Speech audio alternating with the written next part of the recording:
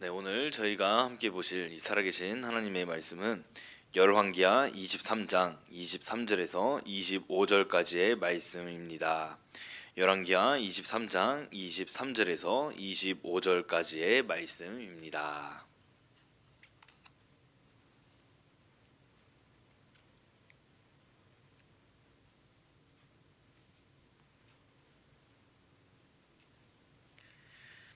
열왕기하 23장 23절에서 25절까지의 말씀을 제가 먼저 봉독하도록 하겠습니다. 요시야 왕 18째 해에 예루살렘에서 여호와 앞에 이 유월절을 지켰더라.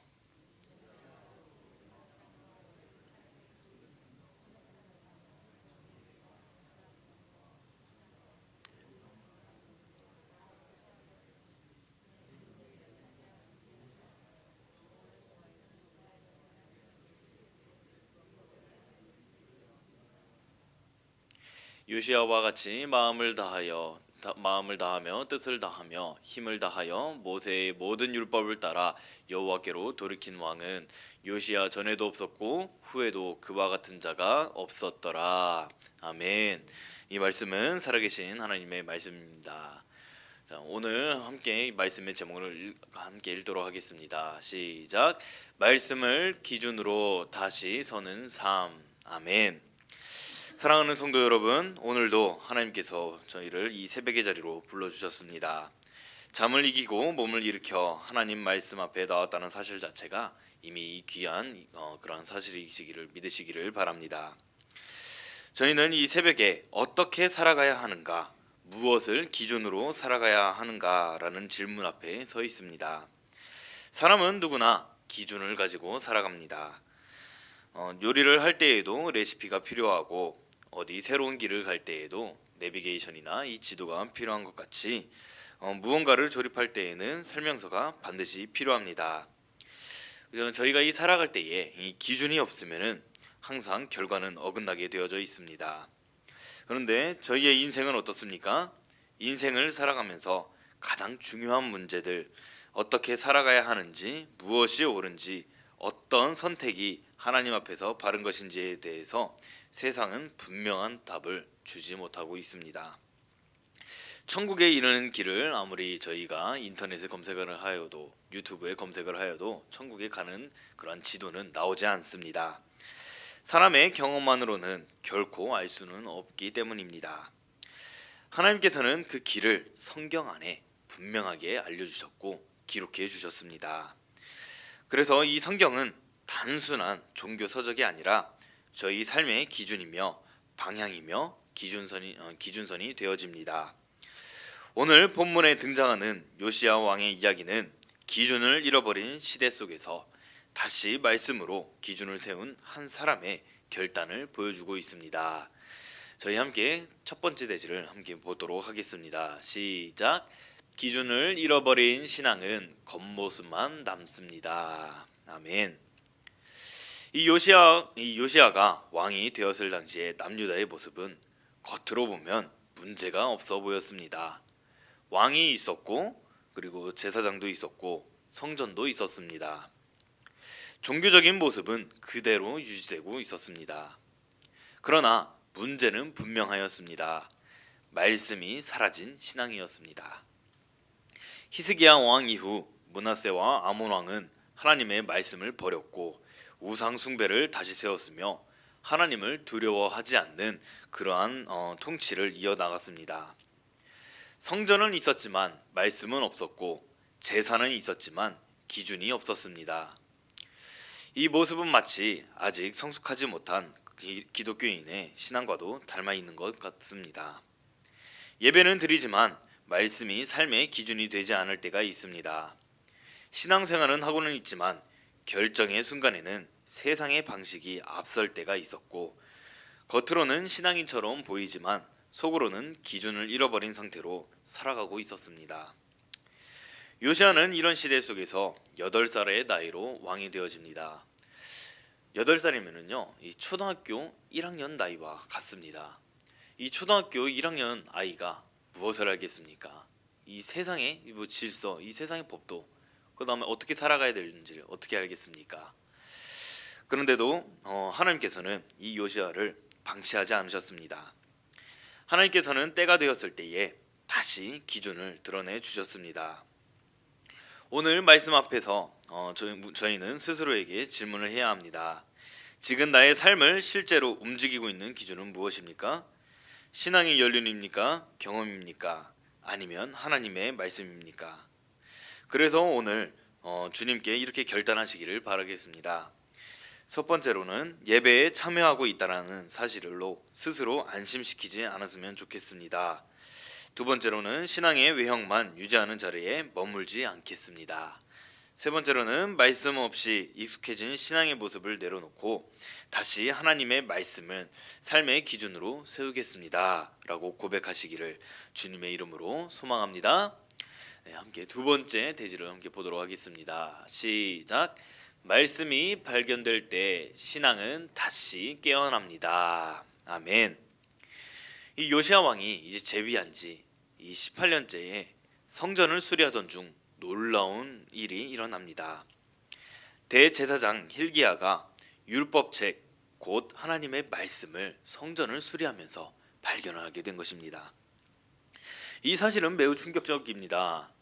하나님의 이 부서진 이 하나님 이 성전 안에 그 말씀이 있었다는 것인데 이 말씀을 아무도 찾지 않았다는 것입니다. 그리고 잊혀져 있었다라는 그런 의미이기 때문에 정말 충격적일 수가 없었습니다. 이 시대에 율법책이 이 요시야 왕 앞에서 읽혀졌을 때에 이 요시야 왕은 울면서 자신의 옷을 찢으면서 통곡합니다. 이 율법책을 발견했을 때에 이 말씀을 읽는 순간 그리고 듣는 순간에 자신의 나라가 얼마나 말씀에서 멀어졌는지를 깨달았기 때문입니다. 이 진정한 회개는 말씀이 들리기 시작할 때에 시작되어집니다. 말씀은 우리를 위로하기도 하지만 동시에 저희의 죄와 방향을 정확히 드러내는 거울이 되어지기도 합니다. 사랑하는 성도 여러분, 오늘 새벽 우리도 말씀 앞에 서 있습니다. 말씀을 듣는 자리에 익숙해져 있지만 말씀 앞에서 자신을 돌아보는 데에는 익숙하지 않을 수도 있습니다. 그래서 저희는 오늘 결단해야만 합니다. 말씀을 들을 때마다 다른 사람을 떠올리지 않겠습니다. 말씀 앞에서 불편해지는 순간을 피하지 않겠습니다.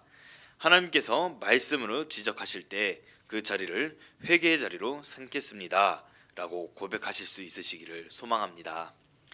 말씀 앞에서 정직해질 때에 하나님께서 무너뜨리시기보다 다시 세우신다라는 사실을 믿으시고 나아가시는 성도님들이 되시기를 주님의 이름으로 소망합니다. 함께 세 번째 대지를 보시도록 하겠습니다. 시작. 말씀을 기준으로 삼을 때 개인을 넘어 공동체가 살아납니다. 아멘. 이 요시야 왕이 하나님의 말씀을 붙들고 내린 결단은 개인의 신앙 회복에서 멈추지 않았습니다. 요시야는 말씀을 읽고 감동받은 것으로 끝내지 않았고 자신의 눈물을 흘리며 회개한 것으로 만족하지도 않았습니다. 그는 말씀을 기준으로 나라 전체의 방향을 다시 세우는 자리까지 나아갔습니다. 이 요시야는 모든 백성들을 한 자리에 모이게 합니다. 그리고 대제사장 힐기야가 발견한 율법책의 말씀을 왕부터 백성까지 함께 듣게 합니다. 이는 단순한 종교의 행사가 아니라 이제부터 우리는 이 말씀을 기준으로 살아가겠다라는 공동체 전체의 선언이었습니다. 말씀이 기준이 되자 요시야의 행동은 분명해졌습니다. 그동안 너무 익숙해져서 문제라고 느끼지 못했던 우상 숭배의 흔적들을 없애기 시작하였고 오랫동안 쌓여있던 죄의 자리 그리고 사람들이 편하다고 여겼던 잘못된 관습들을 그대로 두지 않았습니다. 말씀과 어긋나는 것은 아무리 오래되었어도 허물었고 말씀과 맞지 않는 것은 아무리 사람들이 편리하고 편안하여도 그 자리에서 즉시 제거하였습니다. 사랑하는 성도 여러분, 이것이 말씀이 기준이 될 때 나타나는 변화임을 믿으시기를 바랍니다. 말씀은 우리의 삶을 조금 고쳐 쓰는 수준에서 멈추지 않습니다. 말씀은 삶의 구조 자체를 다시 세웁니다. 말씀을 기준으로 삼으면 이 정도면 괜찮겠지라는 타협이 사라지고 다들 이렇게 사니까 라는 변명의 힘을 잃게 됩니다. 대신 하나님께서 기뻐하시는가? 라는 질문이 저희의 삶의 가장 중요한 기준이 되었으면 좋겠습니다. 그래서 성경은 요시야를 이렇게 평가합니다. 함께 열왕기하 23장 25절 말씀을 다시 한번 보시도록 하겠습니다. 시작. 요시야와 같이 마음을 다하며 뜻을 다하며 힘을 다하여 모세의 모든 율법을 따라 여호와께로 돌이킨 왕은 요시야 전에도 없었고 후에도 그와 같은 자가 없었더라. 아멘. 마음을 다하며 뜻을 다하며 힘을 다하여 모세의 모든 율법을 따라 여호와께로 돌이킨 왕. 이 평가는 요시야의 정치적 성과에 대한 평가가 아니라 말씀 앞에서 흔들리지 않았던 그의 중심에 대한 하나님의 평가입니다. 이 말씀은 오늘 새벽을 깨우고 있는 저희에게도 아주 분명한 질문을 하고 있습니다. 나는 말씀을 듣고 감동하는 자리에는 머물러 있지만 말씀에 따라 삶을 바꾸는 자리까지 나아가고 있는가? 말씀을 위로는 붙들고 있지만 기준으로는 밀어내고 있지는 않은가? 라고 말입니다. 그래서 저희는 이렇게 결단하였으면 좋겠습니다. 말씀을 나의 생각을 합리화하는 도구로 사용하지 않겠습니다. 주님, 말씀을 들으면서도 고치지 않는 영역을 그대로 방치하지 않겠습니다. 주님, 말씀 앞에서 불편해지는 부분이 있다면 그 자리가 바로 하나님께서 만지시려는 자리임을 인정하겠습니다. 아멘. 오늘 또한 우리의 신앙이 나 혼자만의 신앙으로 머물지 않기를 소망합니다. 가정 안에서, 교회 안에서 내가 속한 삶의 자리에서 말씀의 기준이 조금이라도 드러나는 우리 성도님들이 되시기를 주님의 이름으로 소망합니다. 내가 말씀을 따라 내리는 한 번의 선택이 누군가에게는 믿음의 기준이 될 수 있음을 기억하시면서 살아가시기를 주님의 이름으로 소망합니다. 하나님께서 요시야 한 사람을 통하여 한 나라의 방향을 바꾸셨듯이 오늘도 말씀을 붙든 한 사람을 통해 가정이 바로 서고 공동체가 다시 길을 찾게 하시는 것을 믿으시기를 바랍니다. 함께 따라 고백하시겠습니다. 하나님, 제 삶이 말씀 앞에서 멈추지 않게 하시고 말씀을 기준으로 선택하고 살아가는 제가 될 수 있도록 도와주시옵소서. 아멘. 오늘 이 새벽에 이렇게 고백하시면서 하루를 주님이 주시는 기쁨과 평안을 가지고 살아가시기를 주님의 이름으로 소망합니다. 함께 기도하시도록 하겠습니다.